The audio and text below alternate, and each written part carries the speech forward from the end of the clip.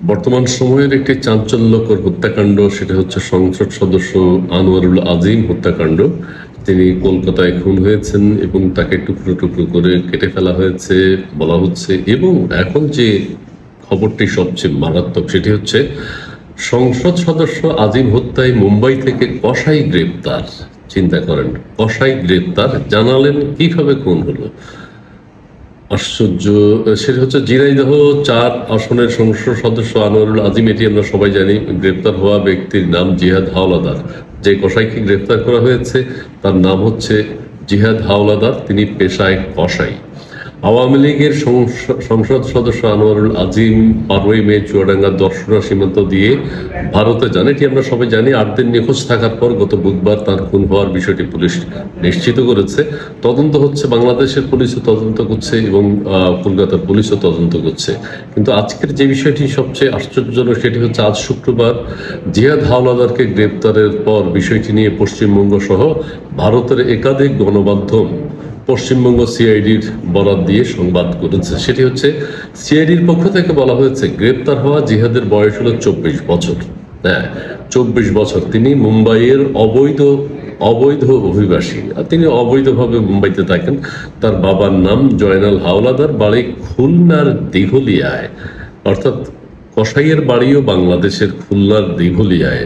অবাক করার বিষয়, এদিকে খুলনায় খবর নিয়ে জানা গেছে ভারতে গ্রেপ্তার হওয়া জিহাদ হাওলাদার সংসদ সদস্য আনোয়ারুল আজিম হত্যার ঘটনায় ভাড়া করা খুনি কুখ্যাত সন্ত্রাসী শিমুল ভূঁইয়ার সহযোগী হিসেবে পরিচিত। ওই যে শিমুল ভূঁইয়া যে হত্যাকাণ্ডের সাথে সংশ্লিষ্ট, তার সহযোগী হিসেবে পরিচিত। গতকাল ভারতের পুলিশ এই হত্যাকাণ্ডের ঘটনায় সিয়াম নামের একজনকে গ্রেফতারের কথা জানিয়েছিল।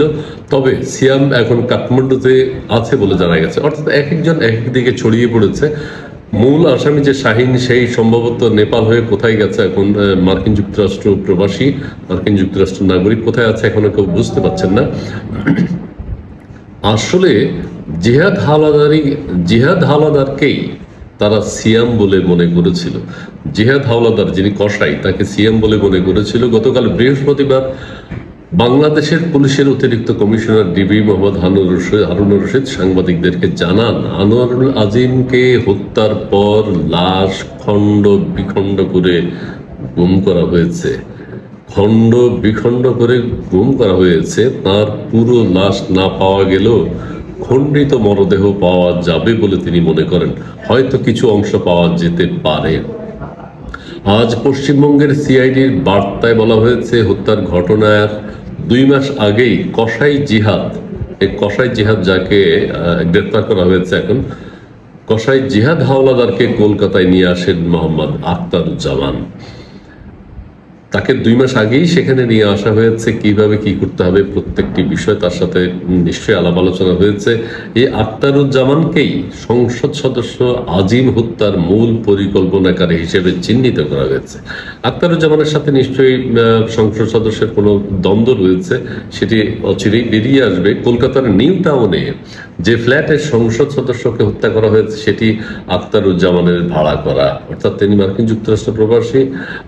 আখতারুজ্জামান তিনি বাড়িটি ভাড়া করেছেন এবং সেখানেই সংসদ সদস্যকে হত্যা করা হয়েছে এবং তাকে কেটে টুকরো টুকরো করা হয়েছে। তিনি ঝিনাইদহের কোটচাঁদপুর পৌরসভার মেয়র মোহাম্মদ শহীদুজ্জামানের ছোট ভাই। তিনি মার্কিন যুক্তরাষ্ট্র প্রবাসী, মার্কিন যুক্তরাষ্ট্রের সিটিজেন। এখন কোথায় আছে, লাপাত্তা, কেউ কিছু বুঝতে পারছেন না। তবে সবকিছুই বেরিয়ে আসবে এবং ধরা পড়ে যাবেন। কলকাতা সিআইডি পুলিশ বলছে, গ্রেপ্তার হওয়া জিহাদ স্বীকার করেছে আখতারুজ্জামানের নির্দেশেই তিনি এবং ৪ বাংলাদেশি মিলে আনোয়ারুল আজিমকে হত্যা করেন। আমি আবার বলছি, কলকাতা সিআইডি বলছে গ্রেপ্তার হওয়া জিহাদ স্বীকার করেছে, অর্থাৎ কসাই সেই স্বীকার করেছে আখতারুজ্জামানের নির্দেশে, আখতারুজ্জামান শাহিন, আখতারুজ্জামানের নির্দেশেই তিনি এবং ৪ বাংলাদেশি মিলে আনোয়ারুল আজিমকে হত্যা করেছেন। আনোয়ারুলকে তারা প্রথমে শ্বাসরোধ করে খুন করেন বলে জানিয়েছে জিহাদ অর্থাৎ কসাই। মৃতের পরিচয় যাতে বোঝা না যায়, তাই তারা শরীরের হাড় মাংস আলাদা করে ফেলেন, হাড় থেকে মাংসগুলো আলাদা করে ফেলেন।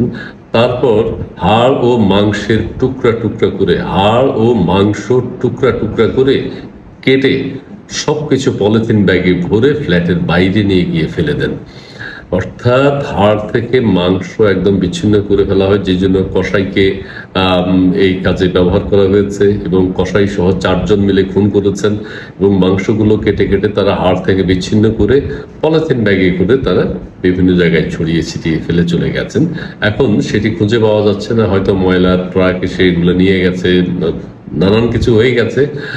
গ্রেফতার হওয়া জিহাদ হাওলাদারকে বারাসাত কোর্টে তোলা হবে বলে সিআইডি কর্মকর্তারা জানিয়েছেন। আনোয়ারুল আজিম হত্যার ঘটনায় ভারতের কলকাতা পুলিশের সঙ্গে সমন্বয় করে তদন্ত করছে বাংলাদেশ পুলিশ। হ্যাঁ, সেগুলো চলছে এবং এর জন্য তারা ট্রলি ব্যাগ, চাপাতি, ব্লিচিং পাউডার, পলিথিন সহ প্রয়োজনীয় সামগ্রী কিনে রাখেন আগেই। আশ্চর্য ব্যাপার, 13ই মে কলকাতার নিউ টাউন এলাকার সঞ্জীবা গার্ডেনের ফ্ল্যাটে আনোয়ারুলকে হত্যার পর লাশ টুকরো টুকরো করে ব্যাগে ভরে সরানো হয়েছে।